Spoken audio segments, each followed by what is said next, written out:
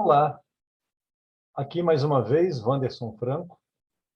Vamos, nesse vídeo, conversar brevemente sobre um assunto muito complexo, muito amplo, que é a infância. Solicitação de uma amiga responsável pelo lar de Adélia, a Fátima, que nos fez refletir a respeito. Assim como na observação dela, que concordamos, é um tema pouco comentado, a não ser quando se fala de evangelização. Pois, após conversa com alguns pais, eu também, sendo pai, chegamos à conclusão de que não recebemos um manual de como ser pai, como ser mãe. É um grande desafio. E é importante conversarmos a respeito, alargarmos os nossos olhares, as nossas percepções sobre o que vemos muitas vezes nos nossos filhos. Qual o pai, qual a mãe atualmente que não fala: nossa, esse meu filho é danadinho, faz tanta coisa que eu nem imaginava que ele era capaz de fazer. Nos surpreende. Pois é, vamos falar aqui então sobre alguns aspectos que o Espiritismo traz como colaboração para o nosso entendimento, o que nós chamamos de além da infância. Sabemos que o assunto, como dissemos, é muito complexo. Talvez não vamos atender às expectativas de quem está nos vendo nesse momento. Mas queremos gravar outros vídeos, solicitamos alguns amigos e amigas que estudam, que falam sobre o tema, para poder colaborar conosco, para nos enriquecer, nos auxiliar. Então, vamos dar uma partida aqui, vamos compartilhar alguns slides para facilitar aqui as nossas reflexões, tá bom? E é isso. Além da infância, o que o Espiritismo nos auxilia, nos traz de informação para além da infância? Sabemos que é um momento precioso, que é um momento de recomeço, né? E como toca os nossos corações quando pegamos esses serzinhos pequenininhos, ainda mais quando é alguém próximo a nós, nossos olhos se enchem de esperança e de alegria. Vemos essa mistura de sentimentos, de razão, de realização. Para outros tantos, o desejo profundo de se tornar pai ou se tornar mãe não se realiza numa reencarnação. E o coração arde, o coração queima, o desejo aumenta. E muitas vezes não conseguimos ter explicações além da genética. Pois é, o Espiritismo nos propõe várias informações, nos apresenta, melhor dizendo, várias informações a respeito. E é isso. Segundo Alberto Almeida, que é um palestrante conceituado no meio espírita, ele, em uma das suas palestras, diz que quando aproxima daquele grupo familiar algum espírito reencarnante, que traz a sua bagagem reencarnatória, os seus vínculos de afetos e desafetos com aquela família, o ambiente muda, as percepções, os sentimentos, né? Então, é isso. É esse novo ser, ou o mesmo ser que retorna ao convívio dos seus, para continuar a sua jornada de auxiliar e ser auxiliado. Mas nesse período do espírito reencarnante, entre os mamíferos, é o que mais precisa de proteção por longo tempo. É um dos mais, se não o mais frágil ser nessa fase da infância. Por isso é importante demais os nossos cuidados. No livro Pensamento e Vida, Emmanuel nos traz uma informação bem interessante. No capítulo 11, que é intitulado Berço, é a chegada, é a manjedoura, como foi do Cristo, aquele berço. E Emmanuel, destacamos esse trechinho. Eis, porém, que a justiça fiel por misericórdia nos concede o retorno para a bênção do reinício. Quando vemos aqui duas palavras, em justiça e misericórdia, lembramos de uma fala do mesmo Emmanuel, que diz que quando a justiça divina nos procura para acertos de conta e nos encontra trabalhando no bem, manda a misericórdia que aquela cobrança seja suspensa por tempo indeterminado. Então, a misericórdia está sempre acima da justiça. E quando fala-se de reinício, a bênção do reinício, podemos entender aí como um amor divino, que consegue nos fazer esquecer de todo o nosso passado, seja das alegrias quanto das tristezas, e nos traz a uma nova oportunidade de reiniciar. E para aquelas almas que já estão dispostas a acertar, quando se percebem ainda errando, falhando, como que depois de uma noite de sono, quando você acorda e tem a possibilidade de começar um novo dia, olha, traz um alívio. É a misericórdia divina que nos dá essa chance, essa bênção do reinício. Muitos acham que aquela criança, aquele ser que acabou de nascer, é uma página, é um livro em branco, onde serão escritas a sua história.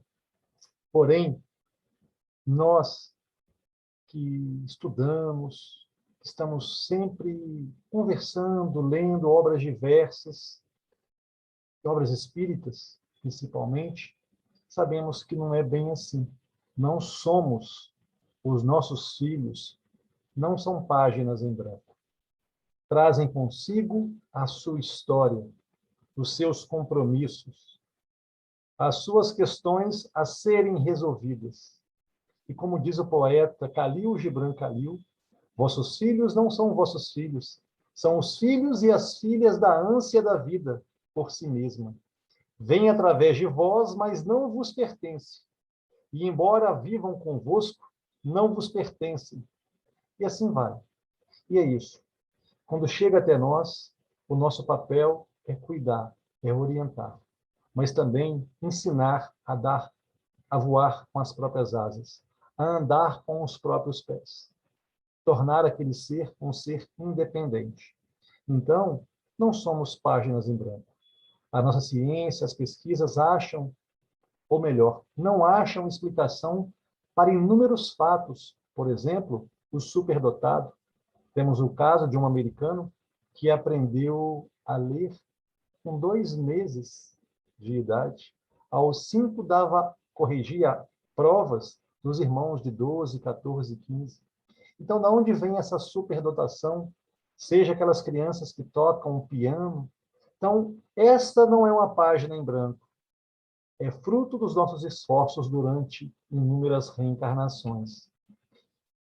E temos, então, o que nós chamamos o antes e o depois. Essa criança, esse ser, ele tem uma história, tem a sua pré-existência e vai ter a sua pós-existência, onde esses elos de cada reencarnação vai lhe possibilitando avançar nessa senda do progresso. Estamos todos destinados. Falando em antes, é aquela justiça da reencarnação. É um dos princípios básicos que aprendemos e estudamos no Espiritismo, a reencarnação. É através dela que a justiça é feita, em muitos casos. Mas, como falamos antes, a misericórdia está sempre à frente. É aquilo que diz o apóstolo Pedro em sua carta. Um ato de bondade cobre uma multidão de pecados. Dá um estudo profundo, essa fala dele. Então, é esse antes. E tem um depois. O nosso querido e amado Chico nos trouxe inúmeras informações, inúmeras comunicações, aliviou inúmeros corações que sofriam pela partida principalmente de seus filhos, alterando a ordem das coisas na nossa concepção, que achamos que fatalmente os pais irão partir primeiro que os filhos, mas vemos que não é assim que acontece. Desde o início, né, que nós nos tornamos conscientes, sabemos que não funciona dessa forma. Nossa expectativa é que partam primeiro os pais e os filhos depois. Mas, como eu disse, não é bem assim. Aqui sugerimos aquele filme muito tocante e emocionante, As Mães de Chico, onde vários pais ficaram desolados com a partida dos seus tenros e amados filhos, em tenra idade. mas as comunicações trouxeram um profundo alívio, um profundo consolo, aquilo que o Espiritismo se propõe a consolar. Por isso falamos do antes e do depois. É importante essa ampliação de visão para melhor entendermos essa fase, esse período. Temos no Evangelho segundo o Espiritismo um capítulo, né? O capítulo 4, uma fala de Jesus, quando ele fala para Nicodemos, que ninguém poderá ver o reino de Deus se não nascer de novo. Aí é o princípio da reencarnação. Então, o Emmanuel fala, no capítulo 11 do livro O Pensamento e Vida. Retomamos, através do berço, o contato direto com os nossos credores e devedores, para a liquidação dos débitos que contraímos. E é isso. Quantas vezes ali na família a gente tende a observar a família como aquele lugar, né, onde só tem paz e harmonia, mas você sabe que não é. Que tem inúmeras dificuldades de relações de pais com filhos, irmãos com irmãs, e como que esse entendimento do antes e do depois nos facilita algum entendimento e nos propõe o papel que devemos exercer. Como devemos nos comportar com aqueles familiares que ainda nos trazem alguns incômodos, nos ampliando. Então, nós retomamos o contato direto com estes, através do berço.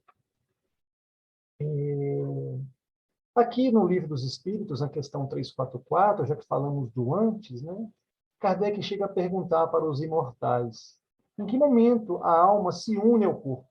Já que ela já existia antes da formação do corpo físico, em que momento ela se une com esse corpo físico? Aí a resposta é na concepção, né? Então, temos aí essa informação daquela preparação que existe para muitos espíritos que vão reencarnar, a aproximação deles naquele seio familiar.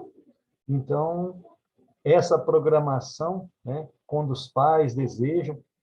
Eu fiz um levantamento uma vez com meus amigos, aqui eu deixo essa reflexão para vocês, você que é pai, que é mãe.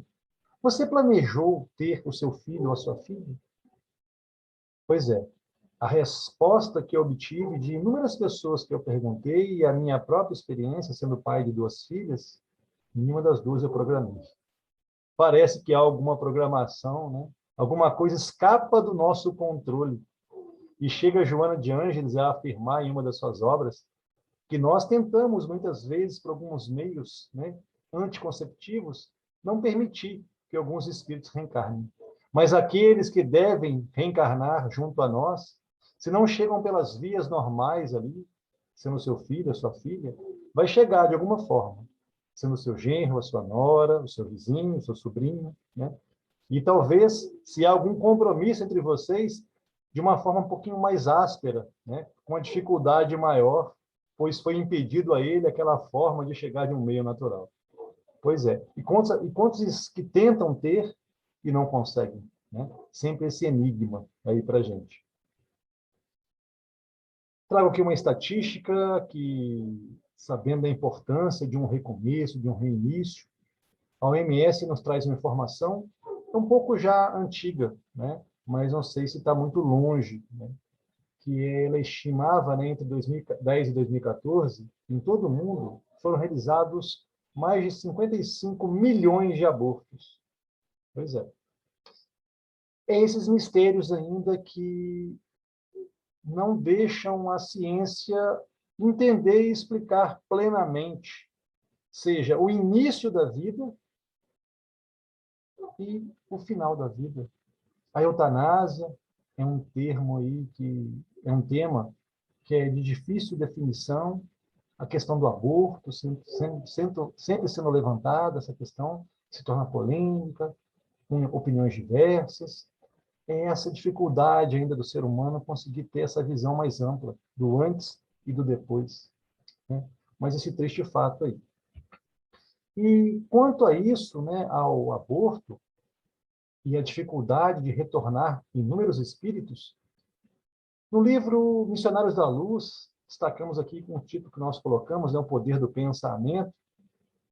Tem um caso lá relatado do Adelino, que ele estava ali para ser pai, estava tendo um planejamento reencarnatório do seu filho. Aí temos essa informação que nos convida a como que eu utilizo os meus pensamentos. Lá fala que o pensamento envenenado de Adelino destruía a substância da hereditariedade, intoxicando a cromatina dentro da própria bolsa seminal. Pois é, o medo que ele sentia, e vemos inúmeras pessoas que tentam muitas vezes ser pai, ser mãe, mas tem uma certa ansiedade, uma certa cobrança interna. E é importante saber, é isso que o Espiritismo também nos traz de informação preciosa, não que não encontremos em outras fontes, a do pensamento, do poder da emissão do pensamento. Podemos muitas vezes mascarar a nossa fala, mas o que nós sentimos e pensamos, não. E isso estamos vendo pelo esse relato, talvez a ciência avance para nos comprovar isso daqui a alguns anos, que o pensamento dele dificultava ele ter um filho, gerar um material genético capaz de, né, possibilitar a concepção ali de um novo filho que ia chegar até ele. Teríamos mais algumas informações a compartilhar com vocês, tal qual as preocupações da dona Laura. É a dona Laura, no livro Nosso Lar, quando ela é chamada a reencarnar, ela apresenta algumas preocupações. Então, em outras oportunidades, voltaremos a estar conversando aí sobre o que está além da infância, o que antecede a chegada desses serzinhos que nos tocam o coração e nos sensibilizam a estimular em nós o desejo de cuidar. É isso. Até uma próxima aí, conversa, tá bom? Espero que tenha sido produtivo e que olhemos com mais carinho para esses seres tão frágeis que precisam de nós, pois voltaremos a passar pelo período de infância. Um abraço.